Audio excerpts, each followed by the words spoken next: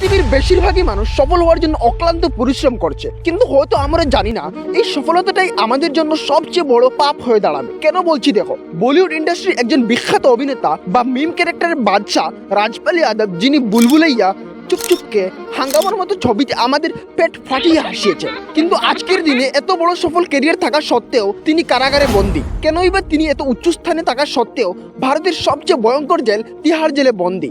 আসলে 2010 সালে তিনি তার স্ত্রী রাধা যাদব মিলে আতা পাতা লাপাতা মুভি বানানোর জন্য মুরলি প্রজেক্ট থেকে 5 কোটি টাকা লোন নেন। এটা ছিল তার প্রথম ডিরেক্টরিয়াল ছবি, কিন্তু মুভি ফ্লপ হয়ে যাওয়ার কারণে সে টাকা ফেরত দিতে পারেন না এবং চেক দেন, কিন্তু অ্যাকাউন্টে টাকা না থাকার কারণে এই চেক বাউন্স হয়ে যায় এবং ভারতের চেক বাউন্স হলো একটি অপরাধ, আর সেই কারণেই তাকে জেলে যেতে হয়। এই রাজপাল যাদবের ঘটনা থেকে একটা শিক্ষা পাওয়া যায়, সফল হওয়া বড় কথা নয়, সফলতাকে টিকিয়ে রাখা বড় কথা।